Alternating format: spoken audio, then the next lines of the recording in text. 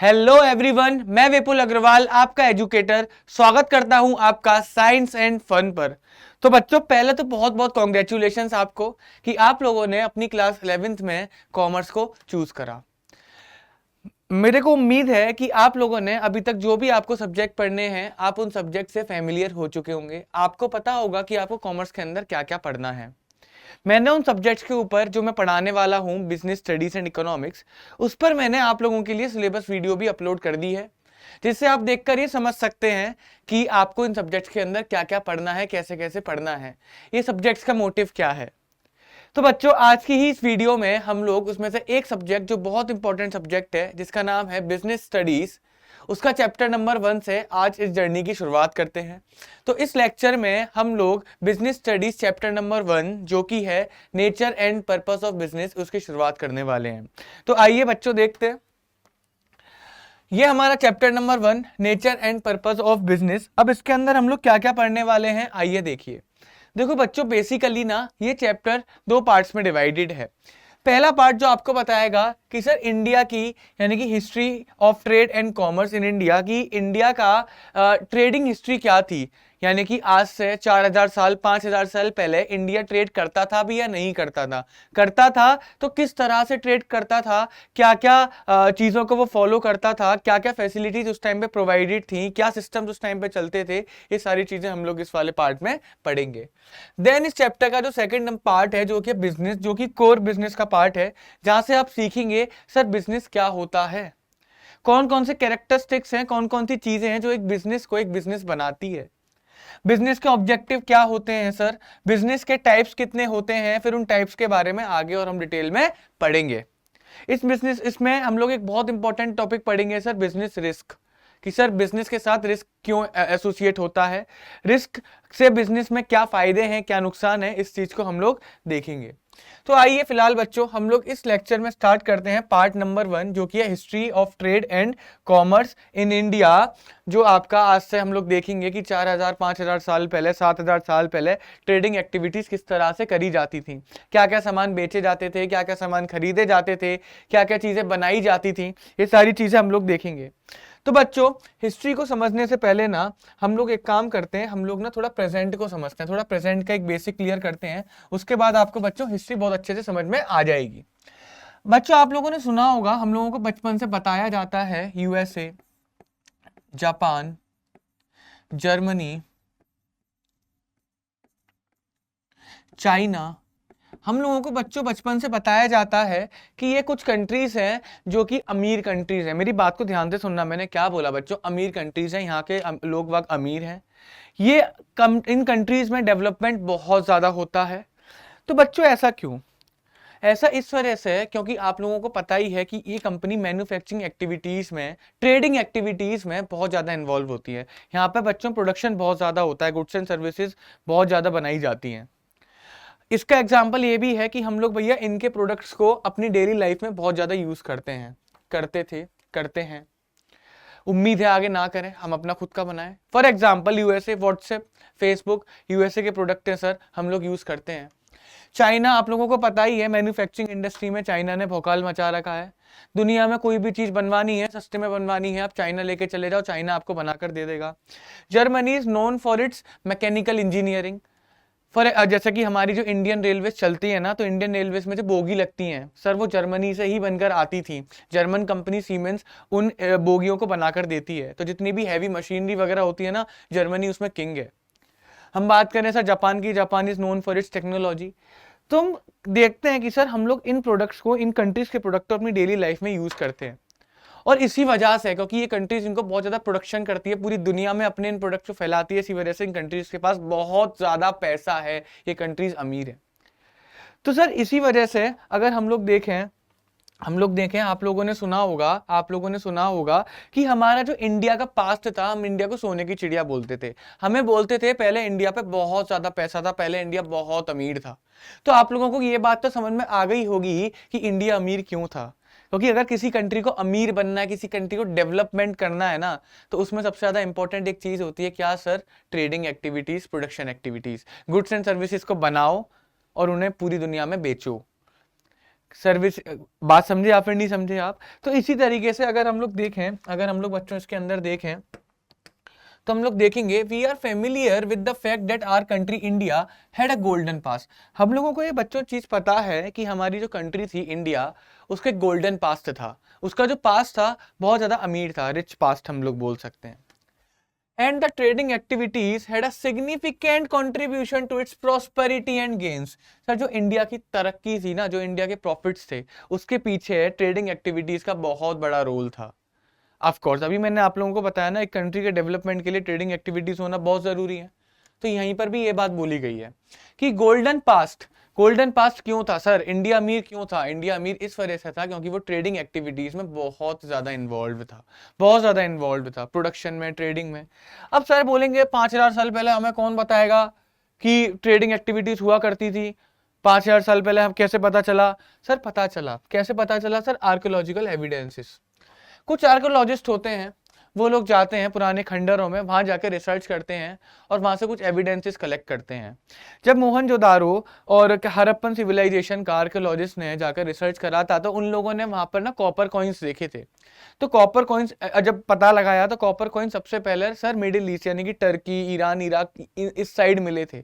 तो सर वहां के कॉइन्स हड़प्पा पहुंचे कैसे, मोहनजोदारो सिविलाइजेशन पहुंचे कैसे? मैं बेसिकली एक नाम लेता हूँ, इंडस वैली सिविलाइजेशन पहुंचे कैसे? बात ही समझ में, आप लोग देखो कनेक्टिविटी कर पा रहे हो या नहीं कर पा रहे? सर ऑफ कोर्स लेन देन चलता होगा सर, परचेज एंड सेलिंग चलती होगी उस टाइम पर। समझे या नहीं समझे? तो आर्कियोलॉजिकल एविडेंसेस ने हमें ये बताया, इन लोगों की रिसर्च ने हम लोगों को ये बताया कि trading activities were the main stay of the economy in the Asian time.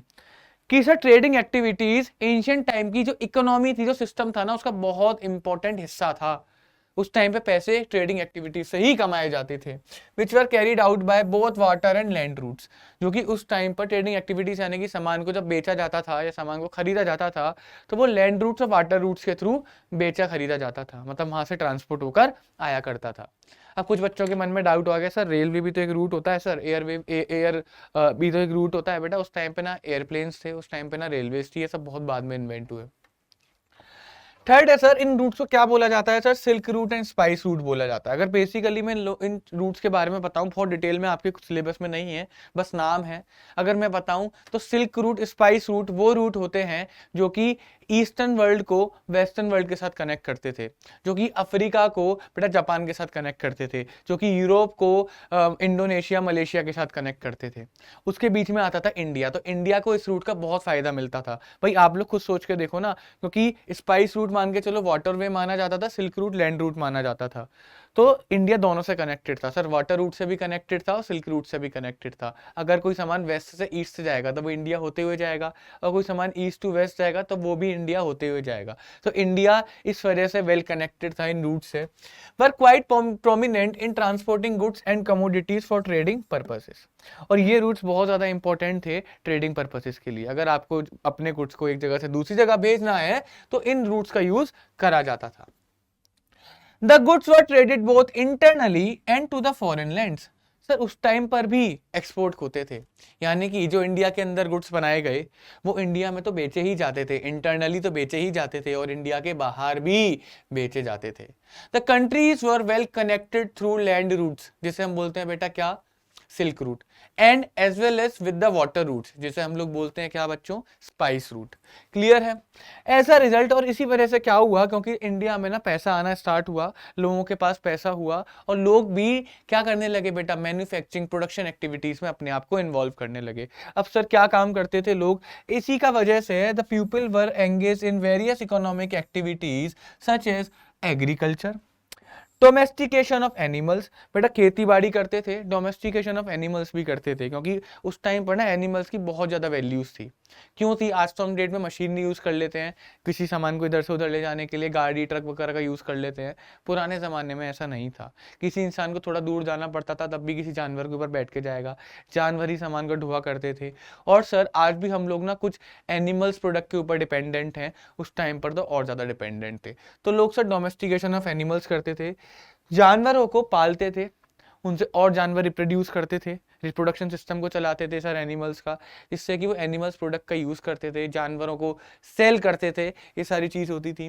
Weaving cotton, sir cotton की खेती बाड़ी करना, डाइंग फैब्रिक्स, कपड़ों के ऊपर क्या बोलते हैं कलरिंग करना, मेकिंग क्ले पॉट्स, सर मिट्टी के बर्तन बनाना, यूटेंसिल सर क्या बोलते हैं मेटल के बर्तन बनाना, हैंडीक्राफ्ट सर हाथों से बनाई गई कारीगरी, हाथों की कारीगरी, कोई भी प्रोडक्ट बना रहे हैं सर हाथों का इस्तेमाल करके बना रहे हैं, स्कल्पटिंग, मूर्तियां, कॉटेज इंडस्ट्रीज एंड मशीनरी, ये सारी चीजें उस टाइम पर इंडिया के अंदर होने लगी थी, पीपल इन एक्टिविटीज के अंदर इन्वॉल्व होने लगे थे। बच्चों तो इंट्रोडक्शन तो क्लियर होगा, बड़ा आसान सा है क्या कि इंडिया का गोल्डन पास था, क्यों था कि आर्कोलॉजिकल एविडेंसेस बताते हैं सर, आर्कोलॉजिकल एविडेंसेस बताते हैं कि इंडिया ट्रेडिंग एक्टिविटीज में बहुत ज्यादा इन्वॉल्व था। वो ट्रेडिंग करता कैसे था सर, लैंड रूट और वाटर रूट के थ्रू ट्रेडिंग करता था, जिसे हम सिल्क रूट और स्पाइस रूट भी बोलते हैं। क्लियर है, इंडिया का जो माल था वो इंडिया के अंदर तो बेचा जाता ही था, साथ ही साथ इंडिया के बाहर भी जाया करता था। क्लियर है, और इसी की वजह से पीपल एंगेज होने लगे किन में, कुछ एक्टिविटीज में, वो सारी एक्टिविटीज आपकी ये हैं। चलिए बच्चों आगे देखते हैं इंडिजीनियस बैंकिंग सिस्टम। उस टाइम के बैंकिंग सिस्टम को समझने से पहले हम आज के बैंकिंग सिस्टम को समझते हैं, थोड़ा सा 1-2 मिनट का बेसिक समझते हैं। सर आज का बैंकिंग सिस्टम करता क्या है, सर आज का बैंकिंग सिस्टम हमें एक मीडियम ऑफ एक्सचेंज देता है, जिसे हम बोलते हैं सर नोट्स। देखते देखते अगर हमें कोई सामान सामने वाले से चाहिए तो हम उससे वो सामान ले लेते हैं, बदले में क्या देकर आते हैं सर, रुपए दिए आते हैं, नोट दिए आते हैं, सिक्के दिए आते हैं। तो करेंसी चलानी रखी, तो currency acts as a medium of exchange. Clear है, तो क्या उस टाइम पर भी करेंसीज हुआ करती थी, हम वो चीज पढ़ेंगे। आज के टाइम पे बैंक हमें रुपए नहीं होते तो कुछ ऐसे इंस्ट्रूमेंट प्रोवाइड करवाता है जिसके थ्रू हम लोग क्रेडिट ट्रांजेक्शन्स कर सकते हैं। जैसे चेक है, अगर हम किसी को चेक दे दें तो चेक एक क्रेडिट इंस्ट्रूमेंट की तरह भी काम करता है। चेक एक ऐसे इंस्ट्रूमेंट की तरह काम भी करता है जैसे पैसे लेन देन की जरूरत ही नहीं पड़ती। आपने किसी को चेक फाड़ के दिया, आपके पास से फिजिकल मनी नहीं गया, आपके बैंक अकाउंट से पैसे कट जाते हैं। क्या सर उस टाइम पर भी ऐसा कुछ सिस्टम हुआ करता था? हाँ बच्चों, उस टाइम पर भी ऐसा कुछ मिलता जुलता सिस्टम हुआ करता था। तीसरा, हम लोग क्या देखते हैं, बैंक हमें सर लोन फैसिलिटी प्रोवाइड करवाता है। आज के टाइम पर कैसे प्रोवाइड करवाता है, वो हमसे हमारे प्रीशियस मेटल्स को रखवा लेगा, जैसे गोल्ड को गिरवी रखवा के हमें पैसे देता है, हमारे घर के कागज, हमारी प्रॉपर्टी को गिरवी रखवा के हमें लोन दे देता है। तो सर हमें लोन फैसिलिटी प्रोवाइड करवाता है बैंक, साथ में डिपॉजिट फैसिलिटी भी प्रोवाइड करवाता है। अगर हमारे पास आइडल फंड्स हैं तो हम उस आइडल फंड्स को बैंक के पास रख सकते हैं, जिससे कि बैंक हमें ब्याज पे पैसे देगा। तो बैंक अल्टीमेटली करता क्या है, हमसे पैसे लेता है, हमें कम ब्याज देता है, आगे उस पैसे को लोन की तरह किसी और को दे देगा, उससे ज्यादा ब्याज लेगा। तो इसी ब्याज के डिफरेंसेस में बैंक की क्या हो जाती है, कमाई हो जाती है। बात समझिए, समझ में आई नहीं आई बच्चों? हाँ जी सर, आ गई बिल्कुल। सर ये लोन किन लोगों को देगा? सर लोन उन लोगों को देगा जो एक्टिविटीज करेंगे, आगे जाकर प्रोडक्शन एक्टिविटीज करेंगे। मान के चलो बैंक ने किसी ऐसे इंसान को लोन दिया जो कि मैन्युफैक्चरिंग एक्टिविटी करने जा रहा है, किसी चीज की मैन्युफैक्चरिंग करने जा रहा है, तो उससे सर अल्टीमेटली इंडिया का ही फायदा होगा, इकोनॉमी में बढ़ावत आएगी। क्यों आएगी? क्योंकि वो सर 5-10 लोगों को आगे चल के एम्प्लॉयमेंट देगा। क्योंकि किसी जगह जब रुपया खर्च होता है ना, तो आप अगर 10,000 रुपए खर्च कर रहे हो तो आपके लिए भले ही वो खर्चा हो सकता है, लेकिन दूसरे इंसान के लिए वो इनकम होती है, और करेंसी फ्लो करेगी ना जितनी इकोनॉमी में, इकोनॉमी उतनी ज्यादा बढ़ेगी। बात आई समझ में या फिर नहीं आई? तो आइए चले इसी चीज को देखते हैं, इंडिजीनियस बैंकिंग सिस्टम। सर उस टाइम पर भी इंडिया का अपना खुद का एक बैंकिंग सिस्टम हुआ करता था, जिसे बोलते थे हम लोग इंडिजीनियस बैंकिंग सिस्टम। तो due to economic development, following development in banking sector take place, क्योंकि इकोनॉमी डेवलप हो रही थी, ट्रेडिंग एक्टिविटीज की वजह से, एक्सपोर्ट इंपोर्ट्स की वजह से इकोनॉमी डेवलप हो रही थी, तो बैंकिंग सेक्टर भी धीरे धीरे क्या होता गया, डेवलप होता गया। जरूरतों के हिसाब से नई नई चीजें प्रोवाइड करवाते चले गए। कैसे? Metal coins were used as a medium of exchange. आज के टाइम पे हम नोट्स यूज करते हैं, सिक्के यूज करते हैं, उस टाइम पर भी उनके कुछ अपने मेटल कॉइन होते थे, अपने स्ट्रक्चर वाले मेटल कॉइन्स होते थे, वो लोग as a medium of exchange use करते थे। मैंने सर बात करी थी चेक की, अगर आज चेक है तो उस टाइम पे सर हुंडीज एंड चिट्टीज हुआ करती थी। दोनों चीजें एक है, इसका जनरल नाम है हुंडी, साउथ में इसे चिट्टी बोलते थे। Hundis and chittis help in promotion of trading activities by emerging credit transaction. Sir hundis और चिट्टीज ट्रेडिंग एक्टिविटीज में बहुत ज्यादा हेल्प करता था, क्योंकि इससे क्रेडिट ट्रांजेक्शन हो सकती थी। अगर फॉर एग्जाम्पल मेरे को किसी से माल परचेस करना है, गुड्स परचेस करना है, तो मुझे हैंड टू हैंड उसे पैसे देने पड़ेंगे, लेकिन हुंडीज और चिट्टीज की वजह से मैं हैंड टू हैंड पैसे नहीं भी दूं तब भी मैं उसे गुड्स खरीद सकता हूं। तो क्रेडिट ट्रांजेक्शन से इनेबल करवाता था। उससे क्या होने लगा सर, लोगों के लिए थोड़ी आसानी होने लगी, अगर किसी के पास पैसा नहीं भी है तो उसकी ट्रेडिंग एक्टिविटीज नहीं रुकती थी। अब सर ये कैसे प्रोवाइड करवाता था, उस चीज को बच्चों देखते हैं। उस चीज को देखो, समझने की कोशिश करते हैं। आसान है सर, बहुत अच्छे समझ में आ जाएगा। मान के चलो बच्चों, एक बायर है, एक क्या है बायर, एक क्या है सेलर। सर क्या होता है, सेलर ना बायर को क्या भेजेगा सर, गुड्स भेजेगा। क्या भेजेगा, गुड्स भेजेगा। बदले में बायर सेलर को क्या देगा सर, मनी देगा। क्या देगा सर, मनी देगा। क्लियर है या नहीं है, जल्दी बताओ, है ना। बदले में वो क्या देगा सर, उसे मनी देगा। अब सपोज करो, अगर मैं एक और एग्जांपल लूं, ये तो क्लियर हो गया ना भाई। आप मान के चलो सेलर ने बायर को गुड्स दिया और बायर ने उसे बदले में क्या दे दिया, मनी दे दिया। अगर ऐसा ना हो, कुछ और हो सर, कुछ क्या हो, आइए चलो देखते हैं। मान के चलो सेम है बायर, सेम क्या है बायर, और क्या है सर सेलर। वही सेलर ने बायर को क्या दिया सर, गुड्स दिया। क्या दिया सर, गुड्स दिया। बायर ने सेलर को बदले में क्या दिया सर, बायर ने सेलर को बदले में मनी नहीं दिया। सर ये बात को बहुत ध्यान से देखना, मनी नहीं दिया। क्या दी सर, हुंडी। क्या दी सर, हुंडी। सर क्या दी इसने सर, हुंडी दी इसने। अब इसका क्या, अब इसका रिलेवेंस क्या निकला सर। सेलर ने जब बायर को गुड्स बेचा तो बायर को उसे पैसा देना था। बायर ने पैसा नहीं दिया, बायर ने एक हुंडी दे दी, एक उसे प्रॉमिस दे दिया पेपर पे लिख के कि सेलर सुन, मैं तेरे से वादा करता हूं कि इतने टाइम के बाद, या टाइम नहीं भी होगा, वो चीज को साइड में रखते हैं, फिलहाल ध्यान रखो मैं क्या बोल रहा हूं। मैं तुझसे वादा करता हूं तेरा इतना रुपया तेरे को दे दूंगा। मैं तेरे से वादा करता हूं कि तेरे को इतना रुपया तेरे को दे दूंगा। सर वो वादा कर रहा है सर, प्रॉमिस कर रहा है। क्या उस टाइम पे प्रोमिस की बहुत वैल्यू हुआ करती थी, इस टाइम पे हुंडी बहुत सक्सेसफुल था। मेरे को बच्चों एक बात बताओ, कि आप बायर ने मनी वारंटी लिया नहीं ली। क्या बायर ने मनी वारंटी लिया नहीं ली, हाँ सर मनी वारंटी ली। वारंटी तो ही ले रहा है वो कि तेरा पैसा कहीं नहीं जाएगा, तुझे जब भी पैसे की जरूरत पड़े हुंडी लेकर आइयो और पैसा लेकर चला जाइयो। अब अल्टीमेटली क्या हुआ सर, हुंडी पहुंच गई सेलर के पास। सेलर को जब भी पैसे की जरूरत पड़ेगी वो हुंडी बायर के पास लेकर आएगा और अपना पैसा उठाकर ले जाएगा। ये सिस्टम होना स्टार्ट हो गया। इससे क्रेडिट ट्रांजेक्शन्स होना क्या होने लगी, इजी होने लगी। आइए देखते हैं सर।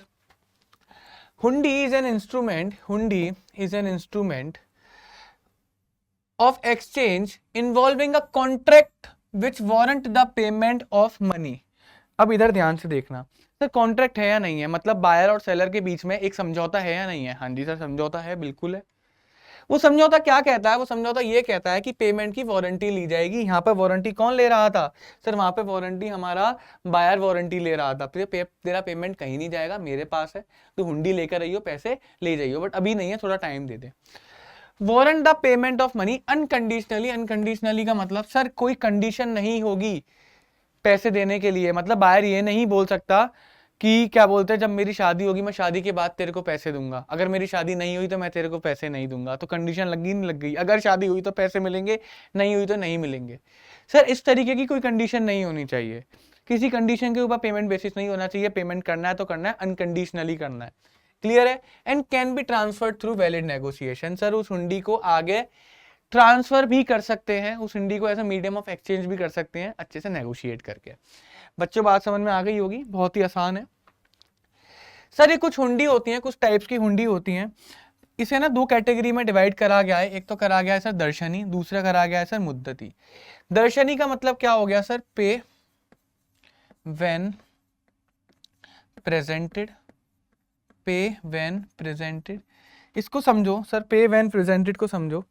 अब सर इसी एग्जांपल में, अगर सर मैं इसी एग्जांपल में देखूं, अगर मैं सर इसी एग्जांपल में थोड़ा सा देखूं, मेरे को एक बात बताओ, सेलर जब भी when ever he wants, seller इस पे हुंडी लेके चला गया। सेलर सर बायर पे हुंडी लेके चला गया when ever he wants, when ever he wants. जब भी उसका मन आया सेलर बायर के पास हुंडी लेके चला गया। कोई टाइम के बाद क्या, कोई टाइम किसी टाइम के नहीं, वेन एवर ही वॉन्ट्स।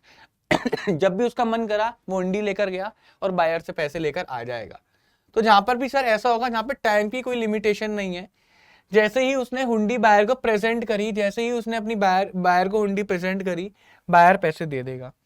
तो सर यहाँ पर भी वही है, दर्शनी का मतलब सर वही, जैसे ही आपने प्रेजेंट करी आपको पैसा मिल जाएगा, जैसे ही आपने हुंडी के दर्शन करवा दिए पैसा आपको मिल जाएगा। दूसरा होता है सर मुद्दती। मुद्दती में क्या होता है, मुद्दती में क्या होता है, तो इसने बोला वेन एवर ही वॉन्ट्स, यानी कि ये दर्शन ही हो गया, ये दर्शन ही हो गया, ये बच्चों बताओ दर्शन ही हो गया। अगर मैं दूसरा केस एक और लूं कि वो हुंडी लेके जाता है आफ्टर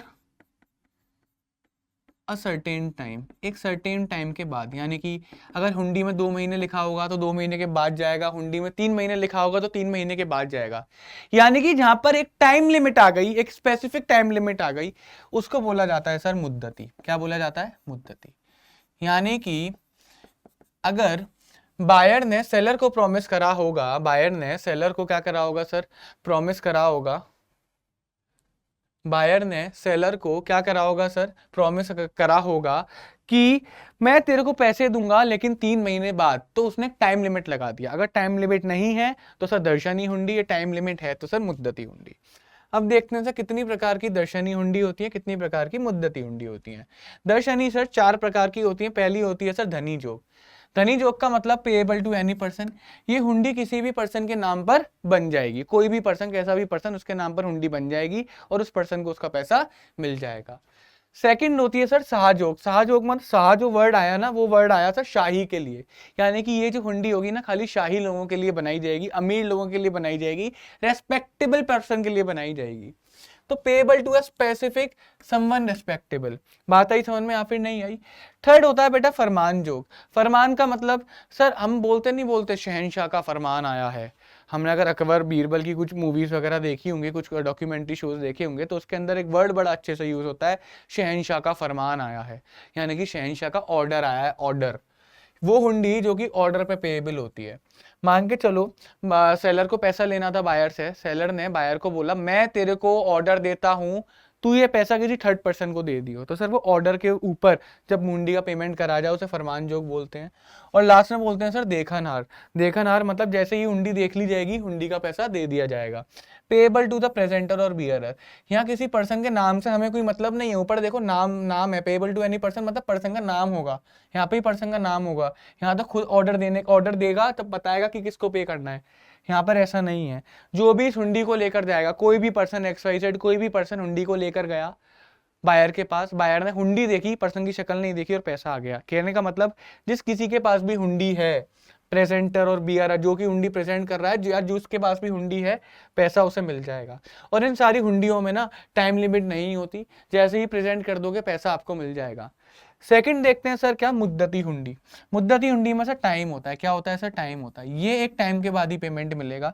अब इसमें धनी जोग, धनी जोग सर सेम ये वाली है, payable to any person following a fix term, एक सर्टेन पीरियड ऑफ टाइम के बाद। फरमान जोग सर ये भी ऑर्डर ही है, ऑर्डर, लेकिन following a fix term, order दिया जाएगा कि भैया 3 महीने बाद पे करने हैं, 4 महीने बाद पे करने हैं, टाइम लगा दिया, यहाँ पर टाइम नहीं था। लास्ट होती है सर जोखमी। इसको देखते हैं सर जोखमी हुंडी क्या होती है। मान के चलो सर जोखमी हुंडी क्या होती है ये देखते हैं। मान के चलो बायर सेलर, सेलर ने बायर के ऊपर क्या करा, गुड्स भेजे, क्या करे सर, गुड्स भेजे, बायर ने ऐसे क्या दी सर, हुंडी। तो बायर क्या हुआ सर, ड्रॉयर हुआ, नहीं हुआ, जो हुंडी को बना रहा है, ड्रॉ कर रहा है। तो मान के चलो इस केस में सेलर बायर को बोल सकता है कि अगर तू जो गुड्स, मैं क्या बोलते हैं, मैं जो गुड्स तेरे को भेज रहा हूँ, सेलर बोलेगा बायर से कि मैं जो तेरे को गुड्स भेज रहा हूँ, अगर ये रास्ते में खो गए, खराब हो गए, टूट गए, फूट गए, तो उसकी जिम्मेदारी तेरी है, उसका लॉस तेरा है, वो कॉस्ट तू बियर करेगा, वो कॉस्ट को तू बियर करेगा। Drawn against dispatch good. Dispatch good मतलब जब गुड एक जगह से दूसरी जगह जाता है, सेल हो गया, अब ट्रांसपोर्ट कर रहे हैं तो वो डिस्पैच गुड होगा। If the goods lost in transit, अगर गुड्स रास्ते में खो गया तो drawer holder bears the cost, ये लोग क्या करेंगे सर, कॉस्ट को बियर करेंगे। And the drawee carries no liability, वहां पर सर लाइबिलिटी किसकी थी सर, वहां पर लाइबिलिटी थी बायर की, क्योंकि बायर ड्रॉयर था, सेलर क्या था, ड्रॉई था, तो सेलर की कोई भी रिस्पॉन्सिबिलिटी उस जगह पर नहीं थी। क्लियर है। नेक्स्ट देखते हैं बच्चों third point, development of indigenous banking system by introducing loan system. Sir indigenous banking system और डेवलप हुआ जब उसने लोन सिस्टम को अप्लाई करना स्टार्ट कर दिया। अब सर इसके अंदर क्या होता था, मान के चलो उस टाइम पे ना सेठ लोग होते थे, सेठ, उस टाइम पे सेठ लोग होते थे, बैंकर्स भी बोल देते थे, यही लोग सारी इकोनॉमी में पैसे का हिसाब किताब रखते थे। मतलब मेनली इन लोगों के पास माना जाता था कि ये लोग बहुत अमीर लोग हैं, इनके पास बहुत सारा पैसा है।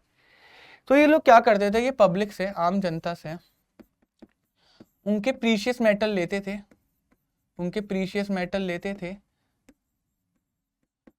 और उन्हें बदले में क्या दे देते थे, उन्हें बदले में सर लोन दे देते थे, पैसे दे देते थे। आओ देखो, people use to deposit precious metal with the lending institution acting as a banker and trades, यानी कि इन लोगों ने क्या बना दिया था, एक लैंडिंग इंस्टीट्यूशन बना दिया था, इन्हें लैंडिंग इंस्टीट्यूशंस बोला जाता था। These bankers and said supply money as loans to produce more goods। अब जब इन्होंने लोन दिया पब्लिक को, तो पब्लिक क्या करेगी, पब्लिक भैया उसका और प्रोडक्शन करेगी ना, सो दैट इंडियन इकोनॉमी और आगे बढ़ सके। तो बैंकर और सेठ का बहुत अच्छा रोल था कि वो कहते थे कि एक काम करो, तुम्हारे पास अगर कोई चीज गिरवी रखने की है तो लाओ हमारे पास रखो, या तुम्हारे पास अगर आइडल फंड्स है, तुम्हारे पास खाली पैसा है, लाओ हमारे पास जमा करो, हम उसे आगे ऐसे लोन की तरह दे देंगे, सो दैट इंडिया की इकोनॉमी और ज्यादा एम्पावर हो सके। बात समझे या नहीं समझे, यही तो बैंक आज के टाइम पर भी करता है। This is how banks and state played a vital role in lending money and financing domestic trade. Sir domestic trade पे जहां पैसा नहीं था, इन लोगों ने उनको पैसा अवेलेबल करवाया, एक बहुत अच्छा सिस्टम बनाकर कि तुम्हारे पास खाली पैसा है, लाके हमारे पास रखो और बदले में हम किसी और को पैसा दे देंगे, तुम्हें भी फायदा होगा, हमें भी फायदा होगा, सामने वाले का भी फायदा होगा, हम तीनों जने पैसे कमा लेंगे। समझे। फोर्थ है, agriculture and domestication of animals also help to generate surplus and savings for investment. मैंने बताया था ना अभी आपको इंट्रोडक्शन में बताया था कि इंडिया में जब ट्रेडिंग एक्टिविटीज बढ़ी तो एनिमल्स, एग्रीकल्चर और डोमेस्टिकेशन ऑफ एनिमल्स बहुत ज्यादा बढ़ गया था, जिस वजह से लोग ने पैसा कमाना और ज्यादा स्टार्ट कर दिया। अब उसका सर फायदा क्या हुआ, जब लोगों ने पैसा कमाना स्टार्ट करा तो उनके पास आइडल फंड्स बचे। आइडल फंड्स मतलब खाली पैसा, वो पैसा जो उनके अभी किसी काम का नहीं है, हम सेविंग्स बोल सकते हैं, सरप्लस फंड्स बोल सकते हैं। वो पैसा सर उन्होंने सेठ के पास रखना स्टार्ट करा, सेठ उसे आगे लोन की तरह दे देता था। इकोनॉमी चली या फिर नहीं चली, हाँ जी सर चली। तो ऐसे लोगों ने और पैसा कमाना स्टार्ट करा, और सरप्लस फंड्स आया, और मार्केट में लोन गए, और ज्यादा इकोनॉमी डेवलप हुई। समझे बात को, नहीं समझे। तो डोमेस्टिकेशन और एग्रीकल्चर करने की वजह से लोगों के पास इनकम बढ़ी, तो उनकी सेविंग्स भी बढ़ी, उनकी इन्वेस्टमेंट्स भी बढ़ी। डेवलपमेंट ऑफ कारखाना एंड वर्कशॉप, सर साथ में सर प्रोडक्शन भी बढ़ना स्टार्ट हुआ। कारखाना आज हम बोलते हैं ना फैक्ट्री को, अगर हम हिंदी में बोले तो कारखाना, वर्कशॉप्स भी छोटे मोटे कारखानों को बोला जाता है। तो ऐसी जगह पर सर गुड्स बनना स्टार्ट हो गया, लोहे के गुड्स बनने स्टार्ट हो गए, कॉटेज इंडस्ट्रीज, ये सारी चीजें क्या हुई, कारखाने और वर्कशॉप में हुई, जिसकी वजह से लोगों को एम्प्लॉयमेंट बढ़ा, लोगों की इनकम बढ़ी। बात आई समझ में। नेक्स्ट हम देखते हैं rise of intermediaries. Sir intermediaries का मतलब क्या होता है, इंटरमीडियरीज का मतलब होता है सर मिडिल मैन।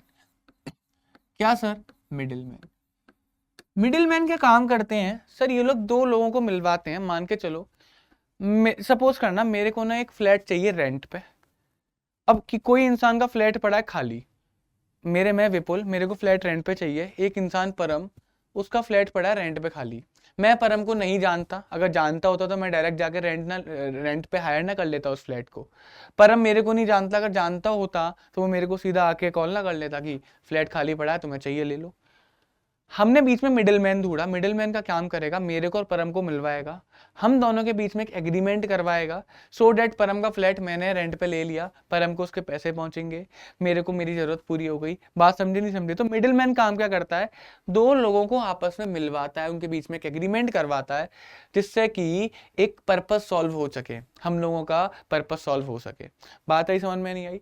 तो उनको बोलते हैं सर मिडिलमैन को commission agents, brokers, distributors for wholesale and retail trade. अब इन चीजों के बारे में तो आपने पढ़ा होगा, एजेंट मतलब, कमीशन एजेंट मतलब आपका कोई काम करवाएंगे और आपसे पैसा ले लेंगे उस काम का। ब्रोकर्स भी यही काम करते हैं, आपने शेयर मार्केट में ब्रोकर्स का नाम सुना होगा काफी।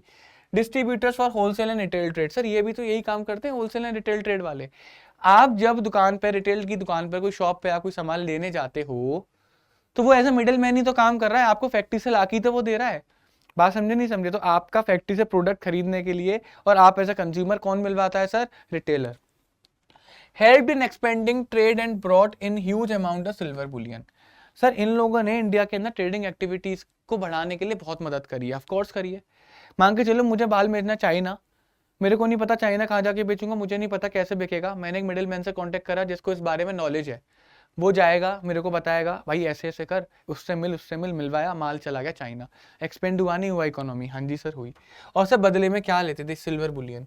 यार बाहर माल जाएगा, बाहर से सर अप्रोक्सीमेटली 99% से भी ज़्यादा प्योर सिल्वर, 99% से भी ज़्यादा उसकी प्योरिटी होती थी, ऐसा सिल्वर हमारे इंडिया में आना स्टार्ट हुआ क्योंकि एक्सपोर्ट्स होना स्टार्ट हो गए थे। द इंस्टीट्यूशंस ऑफ जगत सेठ, जगत सेठ मतलब वो सेठ लोग जिनकी पहचान जगत में थी, उस छोटे मोटे एरिया में नहीं थी, पूरे उसे मतलब लार्जर एरिया में उसे जाना जाता था। Bankers acted as an executor and trustees. Sir ये लोग क्या काम करते थे, कहते थे सुनो हमारी बात सुनो, तुम माल बनाते हो, तुम एक काम करो, इसे एक्सपोर्ट करो, तुम इसे बाहर बेचो, हम तुम्हारी मदद करेंगे तुम्हारे एक्सपोर्ट को एग्जीक्यूट करवाने में। मेरी बात को ध्यान से सुनो बच्चा, एक्सपोर्ट को एग्जीक्यूट करवाने में हम तुम्हारी मदद करेंगे, मतलब हम तुम्हारी एक्सपोर्ट करवाने में मदद करेंगे।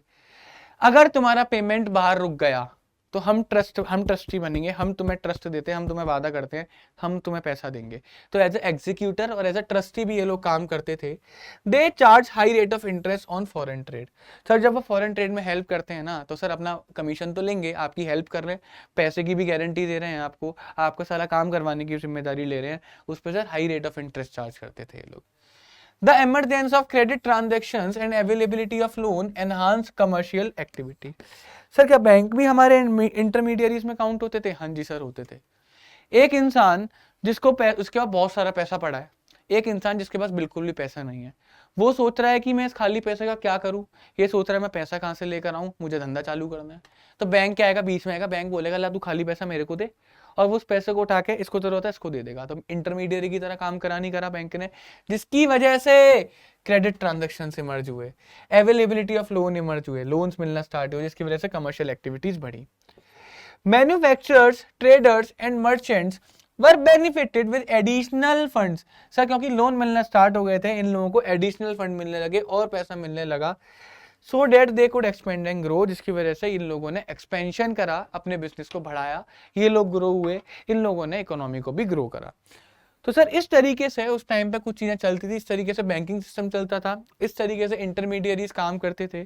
इंट्रोडक्शन में हम लोगों ने देखा कि किस तरह से हमारा इंडिया का जो गोल्डन पास था वो क्यों था, क्योंकि ट्रेडिंग एक्टिविटीज बहुत ज्यादा थी, silk route and spice route की इंपॉर्टेंस, उनके मतलब फैले हुए नेटवर्क की वजह से इंडिया को बहुत फायदा मिलता था अपने गुड्स को ट्रांसपोर्ट करने में एक जगह से दूसरी जगह पर, जिसकी वजह से इंडिया के अंदर कुछ कमर्शियल एक्टिविटीज का एक्सपेंशन हुआ, like agriculture, domestication of animals, utensils, clay pots, इस तरीके की बात समझे या फिर नहीं समझे। तो बच्चों आज की क्लास में इतना ही, हम लोग नेक्स्ट लेक्चर में इस पार्ट 2 यानी कि जो हिस्ट्री का पोर्शन जो बचा हुआ है उसको नेक्स्ट लेक्चर में हम लोग ओवर कर देंगे। तो बच्चों मेरी सलाह आपसे यही है कि इसको अच्छे से रिवाइज करिएगा, सो डेट आप लोगों को कोई भी प्रॉब्लम ना हो। ठीक है बच्चों, bye bye, take care and keep learning. Okay, bye bye.